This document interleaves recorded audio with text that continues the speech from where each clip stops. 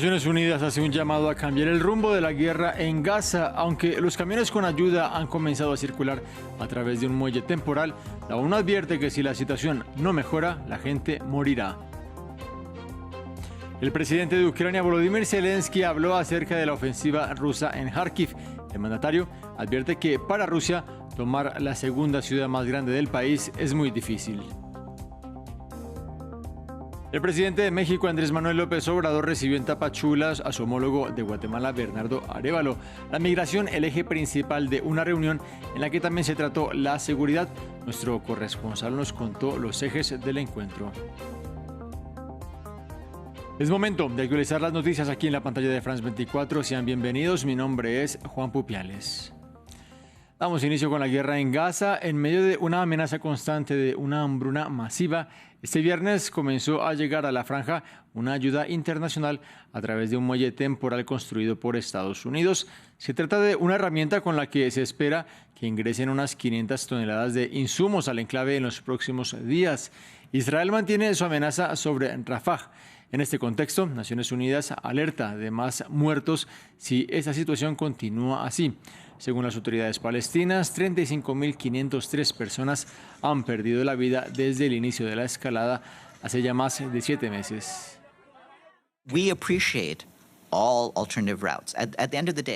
Apreciamos todas las rutas alternativas. Al final del día, tenemos un objetivo, que es alimentar a la gente, conseguirles agua potable, conseguirles suministros médicos y otras cosas vitales que los mantendrán con vida. Al final del día, la cuestión básica es, ¿seremos capaces de conseguir suficiente ayuda para mantener a la gente con vida? Hemos dejado muy claro que, a menos que las cosas cambien drásticamente para mejor, la respuesta es no y la gente morirá. De otra parte, este viernes también se reportaron feroces combates en Gaza mientras Israel prometió intensificar su ofensiva terrestre en Rafah. El gobierno de Benjamin Netanyahu anunció además este viernes que su ejército encontró los cuerpos de 3 rehenes israelíes en la franja tomados por Hamas durante ese ataque del 7 de octubre. Ampliamos en el siguiente informe. Ya no hay ningún lugar seguro en Gaza. Así lo aseguran los palestinos desplazados al centro del enclave después de que los combates se intensificaran en esta zona. Estas imágenes muestran los escombros de una escuela destruida, donde los locales dicen que había 30 mujeres y niños en un aula cuando los ataques israelíes golpearon el edificio. Pensamos que estaríamos seguros en las escuelas. Dicen que refugiarse en una escuela de la UNRWA es seguro. Pero no hay lugar seguro para los gazatíes y palestinos. Los ataques aéreos golpearon la región central de Nuseirat alrededor de la 1 de la mañana, dejando 4 pisos de este edificio destruidos. Hacemos un llamado al mundo para detener estas masacres, para terminar esta guerra lo antes posible. No queremos que nos proporcionen ayuda, queremos que detengan estas masacres y esta agresión contra nuestro pueblo. El viernes las fuerzas israelíes bombardearon partes de Rafah, en el extremo sur de Gaza, que antes se consideraba como el único lugar donde los gazatíes podían buscar un refugio. Mientras tanto, el ejército asegura que sus tropas encontraron los cuerpos de 3 rehenes israelíes tomados por Hamas durante su ataque el 7 de octubre. Se cree que 128 rehenes de los 253 secuestrados siguen retenidos por Hamas. No dejaremos piedras sin remover, haremos todo lo posible para encontrar a los rehenes y traerlos a casa. No descansaremos hasta lograrlo. Los ministros de Relaciones Exteriores de 13 países, incluidos todos los miembros del G7, excepto Estados Unidos, han dejado claro en una carta a Israel que la protección de los civiles en Gaza es esencial. Pasamos a la guerra en Ucrania. La atención se centra en la región de Kharkiv, en donde se encuentra la segunda ciudad más grande del país. Las fuerzas del Kremlin avanzan desde hace una semana con una ofensiva sobre esta zona. El presidente Volodymyr Zelensky dijo que conquistar Kharkiv es muy difícil y que sus tropas tienen fuerzas para defender el territorio. Esto durante mucho tiempo. Más temprano, el presidente ruso Vladimir Putin declaró que su objetivo en Kharkiv es establecer una zona neutral. Escuchemos ambas partes. Lo quieren atacar. Entienden que conquistar Kharkiv es muy difícil. Es una gran ciudad y entienden que tenemos fuerzas que lucharán durante mucho tiempo. Esto significa que tienen que desplegar grandes fuerzas para lograr esto. Lo dije públicamente, si Ucrania continúa atacando, tendremos que crear una zona de seguridad, una zona sanitaria. Eso es lo que hacemos. En cuanto a Kharkiv, actualmente no tenemos planes de tomar la ciudad. Actualizamos ahora sobre el estado de salud del primer ministro de Eslovaquia, Robert Fico, quien recibió 5 disparos el miércoles en un hecho que el gobierno define como intento de asesinato. El mandatario fue sometido a una nueva operación este viernes. Fue la información que entregó el viceprimer ministro Robert Kalinac, quien afirmó que el mandatario se encuentra muy grave, pero que espera que con esta intervención se pueda tener un mejor panorama sobre la evolución del premier y un eventual traslado a Bratislava, la capital. Escuchemos. Acabo de regresar de Banská Bystrica, donde el primer ministro fue sometido a una segunda operación, que creo que, de nuevo, nos ha movido un pequeño paso hacia un pronóstico positivo. Sin embargo, los próximos 2 o 3 días serán cruciales para que la recuperación de Robert Fico, cuya condición sigue siendo muy grave. El presidente mexicano Andrés Manuel López Obrador recibió en Tapachula, el fronterizo estado de Chiapas, a su homólogo de Guatemala, Bernardo Arévalo, para una reunión bilateral. También estuvieron presentes varios de sus ministros para fortalecer la frontera que los une. Previamente conectamos con Andrés Suárez Jaramillo, corresponsal de France 24 para Centroamérica, quien nos entregó más detalles sobre esta jornada y a qué se comprometieron los gobiernos.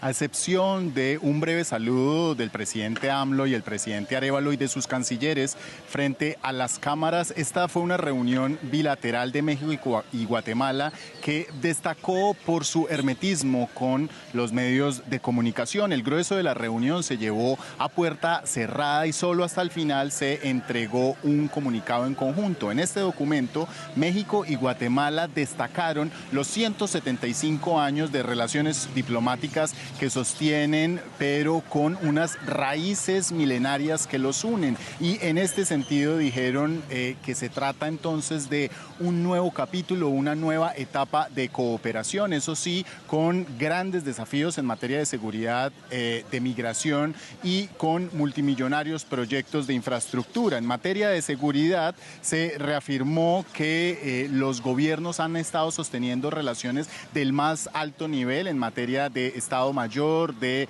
los ejércitos, la Marina, la Fuerza Aérea, pero sin dar información contundente, por ejemplo, del avance de los carteles del narcotráfico en el estado de Chiapas, que desde hace un par de años están sembrando el temor en esta área.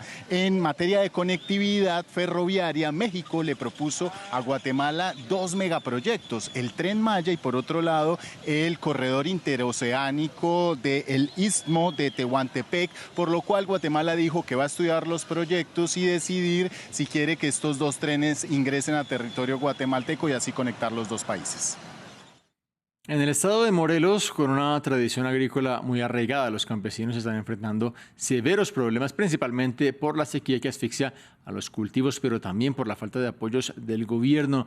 Los agricultores demandan de las candidatas punteras, tanto a nivel estatal como federal, que volteen a ver el campo y destinen los recursos necesarios. Nuestros corresponsales, Aurora Bayú y Mario Carbonell, prepararon el siguiente reporte. El estado de Morelos es cuna del agrarismo mexicano. En 1910, Emiliano Zapata luchó porque los campesinos tuvieran tierras que cultivar. Más de un siglo después, el campo y la agricultura de Morelos están en una severa crisis, producto de la falta de agua y la falta de apoyos a los campesinos. Cuando yo empecé a trabajar aquí, hasta las plantas se daban sin fumigar, sin nada. Sembrábamos y pues rápido el agua y como teníamos constante el agua, pues ahorita está muy bajo su precio, está muy bajo. No nos reditúa lo que le estamos invirtiendo. Desgraciadamente por la falta de agua que hubo el año pasado, llegamos a tener unas pérdidas de alrededor del 70% en la producción del sorgo. A inicios de 2024, el 100% de los municipios de Morelos presentó algún grado de sequía. Esto ha afectado a los productores, sobre todo les ha impedido a algunos pagar los créditos con las bancas privadas, toda vez que ya no existen para ellos los créditos rurales que el gobierno anteriormente otorgaba. En Morelos necesitamos inversión hidroagrícola. ¿Qué es una inversión hidroagrícola? Pues rehabilitación de presas, canales, entubamiento de agua para evitar pérdidas o fugas. Entonces nos hace falta un presupuesto más digno, más justo para los hombres y mujeres que trabajamos en la producción de alimentos en el campo. Los productores de Morelos aseguran que el presupuesto para inversión en el campo es de apenas el 2% de lo que se requeriría para reactivarlo. Esto ha llevado a que muchos campesinos opten por migrar a Estados Unidos, lo que a su vez provoca que cada vez haya menos mano de obra en el campo. En República Dominicana, poco más de 8 millones de personas están habilitadas para votar este domingo en las elecciones presidenciales y legislativas. Andrés Triviño nos cuenta sobre las principales razones que motivan a los más de 8 millones de dominicanos llamados a votar, de los cuales se estima 868.000 se encuentran en el exterior. La frontera con Haití, la desigualdad y la inseguridad. Las principales preocupaciones de los dominicanos para las elecciones de este 2024. Ante la crisis de gobernabilidad en el vecino Haití, el gobierno de Luis Abinader ha cerrado la frontera de casi 400 kilómetros y ha amenazado con la construcción de un muro para proteger la seguridad en República Dominicana. Porque no queremos ningún conflicto con los hermanos haitianos, ya que ellos nos necesitan a nosotros y nosotros los necesitamos a ellos. Pero ellos en su lado y nosotros en el de nosotros. Según la ONU, los haitianos reciben al menos el 25% de alimentos desde su país vecino, mientras que se estima que 250.000 personas nacidas en República Dominicana, la mayoría de ellas de padres haitianos, no tienen nacionalidad debido a un fallo constitucional de 2013. Aumentando la desigualdad en un país donde un 1% de la población controla casi el 42% de toda la riqueza, según estimaciones del Banco Interamericano de Desarrollo. La inseguridad es otro tema de preocupación para los votantes. El 66,5% de los dominicanos considera que la delincuencia es el principal problema del país, según la encuesta En Hogar de 2023, con cifras de 13,1 homicidios por cada 100.000 habitantes en 2022. Por otro lado, una reforma tributaria que busca afrontar el déficit fiscal con nuevos impuestos, así como otra reforma que intenta garantizar el acceso a las pensiones de la cada vez más longeva población dominicana, parecen estar detenidas debido a los escasos apoyos políticos que han logrado. Mientras que una reforma a la salud, con la cual se pretende reemplazar un antiguo y controversial sistema, avanza lentamente con los apoyos parlamentarios, lo que motiva a 8,1 millones de dominicanos a votar por su candidato presidencial, así como por los legisladores del Congreso Nacional.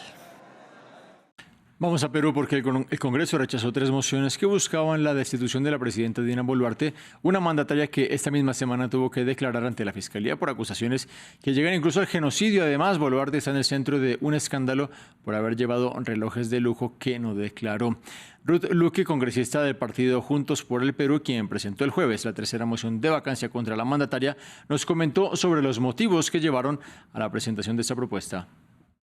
Las razones principales de esta nueva moción de vacancia fueron, uno, por su falta de transparencia e idoneidad frente a la no justificación de 12 días que se ha dado a conocer a través de medios de comunicación el año pasado, en el cual la mandataria se habría sometido a cirugías estéticas y en el cual no se conoce realmente qué ha sucedido en esos 12 días y quién está acá, ha estado a cargo del ejercicio de la presidencia. Y el segundo tema tiene que ver con esta falta de garantizar autonomía respecto al sistema de justicia y su obstaculización para que los hechos se esclarezcan. Actualmente el hermano y el entorno cercano a la presidenta se encuentra investigada, y lo que ha hecho más bien la presidenta, en vez de garantizar que esa investigación se desarrolle, es todo lo contrario. De hecho, ha desactivado el equipo especial y ha venido generando un conjunto de acciones que no contribuyen al esclarecimiento de estos hechos, que todo alto funcionario tendría que someterse. En Argentina, este viernes, los transeúntes del metro de Buenos Aires se encontraron con un alza en la tarifa del servicio. Se trata de un aumento del 360% que entró en vigor luego de que el jueves la justicia levantara un bloqueo que frenaba el repunte de estos precios. Entre la noche del jueves y la mañana del viernes, el costo de un billete sencillo pasó de 125 pesos, unos 14 centavos de dólar, a 574, es decir, 64 centavos. Recordemos que el nuevo gobierno del presidente Javier Milei tiene una política de recortes sobre los subsidios a servicios públicos como este. Fin del informativo. En minutos una nueva actualización aquí en esta misma pantalla.